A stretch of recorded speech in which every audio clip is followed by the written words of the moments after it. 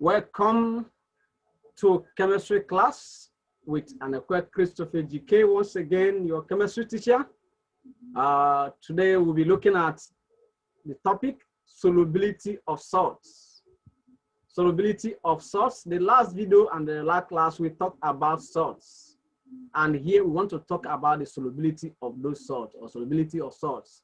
And it's expected by the end of this particular class, you should be able to define what solubility is. You should be able to explain or define solution, saturated solution, unsaturated solution, supersaturated solution, and they state how to increase the rate of dissolution of a solid in a solution in a liquid. Then outline the factors that influence the solubility of solid in a liquid. Then write the rules of solubility of salts in water. Then have some calculation done to determine the solubility of a salt in water. We are going to be taking them one after the other as we run down this class. All right, first thing, let's look at the definition of terms. Now, solubility, what is it? Solubility can be defined as the maximum amount of solid that dissolves in 1 dm³ of the solution at a given temperature. It's the maximum amount of solids that dissolves in the 1 dm³ of the solution in a given temperature. In other words, this is the maximum of salts. This is the amount of salt that must be added to a volume of solvent to form a saturated solution. The amount of salt that must be added to a given volume of solvent to form a saturated solution. Now, it must be in 1 dm³, the amount of solid that will be dissolved in a particular 1 dm³ in a given temperature is not a different temperature. 100 dm³, 100 degrees Celsius, 50 degrees Celsius, 40 degrees Celsius, their solubility are not the same. So it must be at a particular given temperature. All right, what is solution? Solution now is the mixture obtained when solute dissolves in a solvent. Solvent is something that will dissolve solute. Solute is what you add in a solvent. And when solute and solvent mix, what will be formed is what we call solution. That is what it means. Then saturated solution, what is it? This is the solution that contains as much solute as it can dissolve at a given temperature. If it has carried the maximum that it can contain, that it can carry at a particular given temperature, we call it saturated. It's now okay. That is the implication. It is also solution that will not dissolve any more of the solute in the presence of excess solute at a given temperature. What it means is just like somebody that is eating. You have eaten to your satisfaction. You say, "Oh, you okay? I'm okay. I'm satisfied. I'm saturated." That is the implication. Even though their food is still remaining, but you have eaten to your satisfaction. That is what saturated solution is. At saturation point, the dissolved solutes and the undissolved solutes are in equilibrium at a particular temperature. Still know that is a particular temperature. Variation in temperature will affect its solubility. Therefore, a solution is saturated when the solute is in dynamic equilibrium with the solution at a given temperature. That is the implication. Unsaturation, which is unsaturated solution. This is the solution that will dissolve more of the solute at a given temperature. I'm not saturated, I'm not yet okay. Meaning that you need more, I want some more. So when a solution is not saturated, it means it can dissolve more solute at a given that particular temperature into the solvent. All right, supersaturation means when a solution contains more solute than it can dissolve at a given temperature in the presence of undissolved solutes. Supersaturation is common in salt with water of crystallization. When it contains more than it can dissolve at a given temperature, we say that is all supersaturated. Supersaturated. All right, now let's look at how to increase this solubility, how to increase the dissolution of solids in a liquid, in dissolving, ability to dissolve. How can we increase it? We have three ways to increase it. Number one is by grinding the solid into powder. If you grind a solid into powder, you have increased the surface area of that particular solid, which will come in contact with the liquid. So it is going to dissolve faster than the lump, the solid part of it. So by grinding the solid into powder. Number two is by stirring. When you are stirring it, when you stir it and the liquid particle will come in contact with the particular substance involved faster than it would have been ordinarily. It's just like the way, let's say, it's just like in form of catalyst. It fastens the solution, the reaction. So by stirring, when you stir it, the mixture. Then lastly is by heating the mixture. This increases the average kinetic energy of the liquid particles and hence increase the solubility of the solid. We have talked about three ways in which we can increase the dissolution of solid in a liquid. Number one is by what? By grinding. Number two is by stirring. And number three is by heating. Then factors that influence the solubility of solid in a liquid. We have some factors that affect that. Number one, you should note is the nature of the solute. Nature of the solute that will have a contact with the solid, with the liquid. The nature of it determines the solubility of it. Number one is nature of the solute. I've said it before.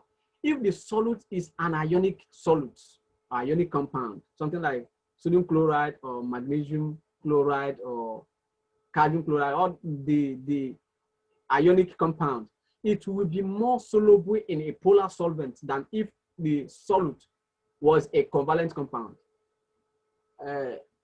Ionic compounds are more soluble in polar solvents than covalent compounds. So similarly, covalent compound or covalent solute are more soluble in non-polar solvents, such as kerosene, petrol, and all of that, than ionic solute in non-polar solvent. So it depends on the solute and the solvent. So the nature of solute is one thing now that will affect the solubility of a solid in a liquid. Number two is the nature of solvent. Of course, issue of polar solvent and non-polar solvent, polar solvent and non-polar.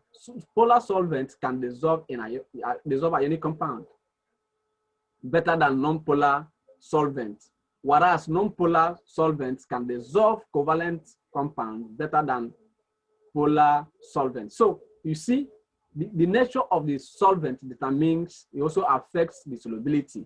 Number three is the temperature change. As I said it when we began, the particular temperature the solubility is taking place matters so much because variation in temperature affects it. So generally, for most solids, an increase in temperature leads to an increase in solubility, except for some substances that absorb or liberate heat when dissolved in water. So change in temperature changes the solubility of a substance also. Then number four is common ion effects. Common ion effect is very, very important. This one is the solubility of sodium chloride in water is much higher than its solubility in dilute HCl or aqueous NaNO3. This is because why? Look at it. The reason is because between HCl and sodium chloride, NaCl, there is a common chloride in both of them. While between sodium chloride and sodium nitrate, there is also a common sodium ion on it. So there is, for this decreases the solubility due to the phenomenon called common ion effects. But when you have maybe sodium chloride and the water, it's a different thing. So common ion effects also affect the solubility. All right, solubility of salt in water. Solubility of salt in water. Most salts are only completely soluble in water, especially the electrovalent or ionic compounds.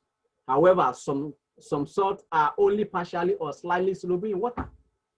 The solubility in water of this second category, which are the covalent compounds, is so small that they are regarded as being insoluble. The following rules can serve as a guide to predict the solubility of salts and the water insoluble salts. The following rule we are about to outline will help you to know the soluble salt and the insoluble salt.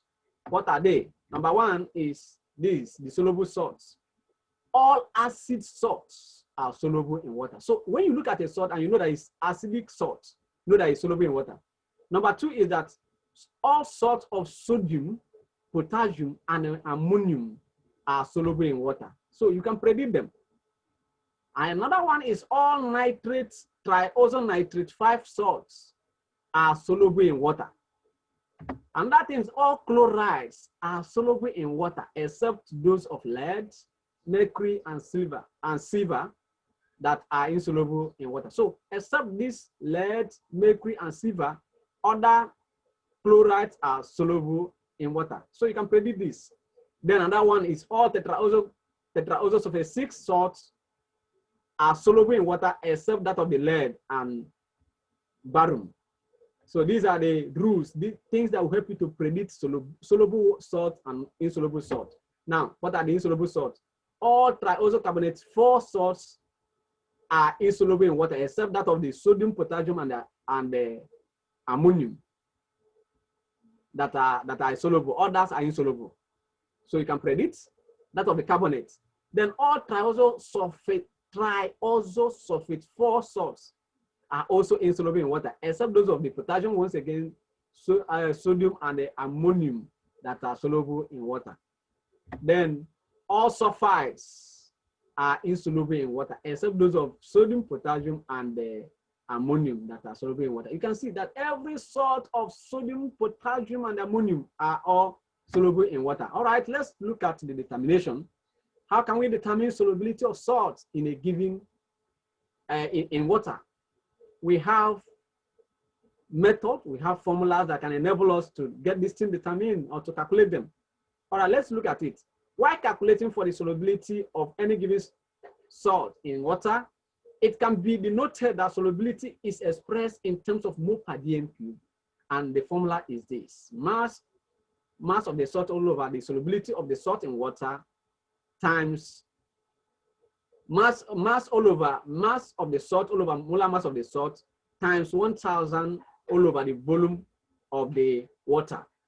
All right, formula once again still remains: the mass of the salt all over molar mass of it times 1000 all over the volume of that particular solvent.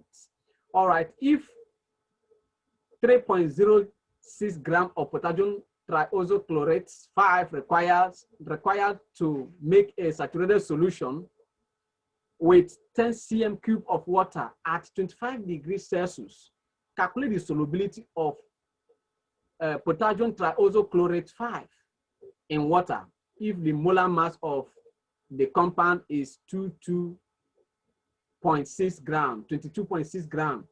Mass of the substance is given, molar mass of it is given, the volume is given.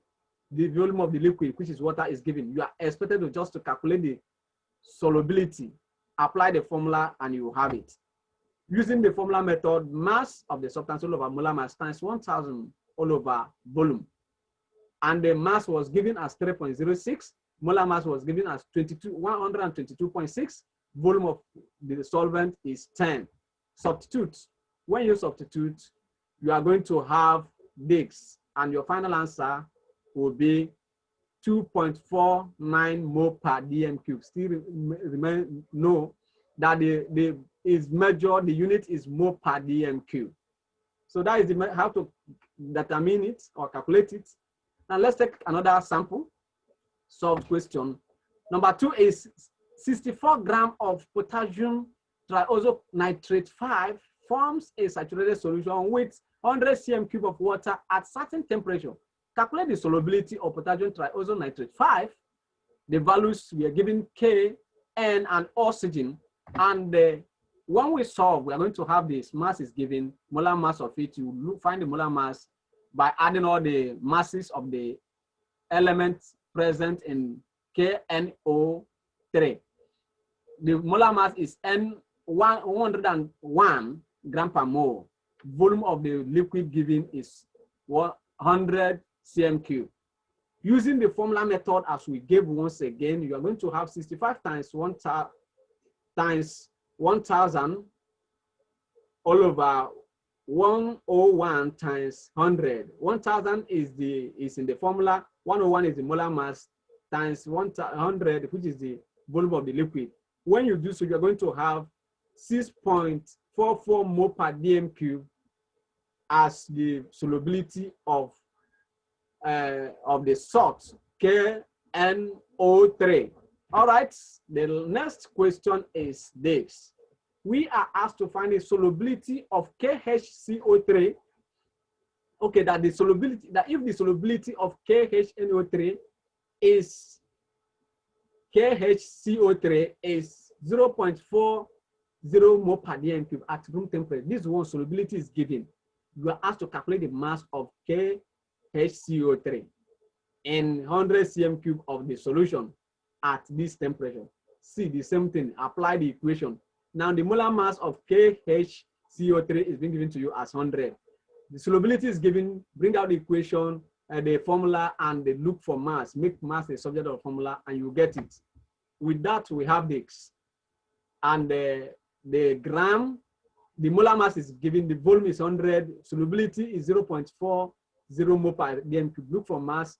And when you look for mass, then you are going to have, by using the same formula, you're going to have 4 gram of KHCO3 as a mass of the potassium hydrogen triosocarbonate 4 as a mass of that particular compound. That is it. Okay, so far we have done so much about solubility, and for further discussion and inquiry, you are going to get to me through my phone line or WhatsApp line, which is +234 80 655 or you can get to me through my email address at christo116@gmail.com. All right, thank you and be blessed for being part of this particular video. Let's remember to give us comments, your contribution on this particular video. Thank you and remember, blessed once again.